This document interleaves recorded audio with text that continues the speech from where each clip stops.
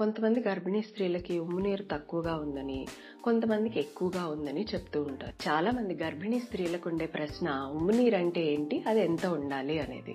అందరికీ నమస్కారం. నా పేరు Monisha Deepika, gynaecologist, fertility specialist. మనం ఊపిరి తీసుకోవాలంటే, కదలాలంటే చోటు ఉండాలి, గాలి ఉండాలి.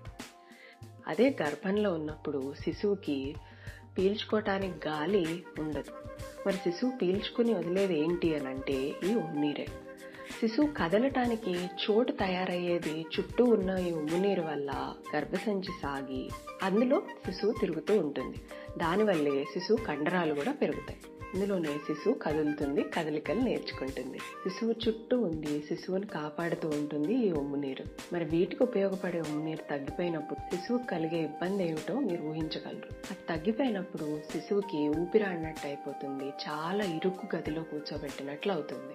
కాబట్టి ఉమ్మునీరు సరిగ్గా ఉండాలంటే ఏం చేయాలంటే, మొట్టమొదటి విషయం నీరు బాగా తీసుకోవాలి. రెండో విషయం, నిద్రపోయేటప్పుడు గర్భిణీ స్త్రీలు లెఫ్ట్ సైడ్కి అంటే ఎడమ వైపుకి తిరిగి పడుకోవాలి. మూడో విషయం, మీరు తినే ఆహారంలో అన్ని పోషక విలువలు ఉండేలాగా చూసుకోవాలి.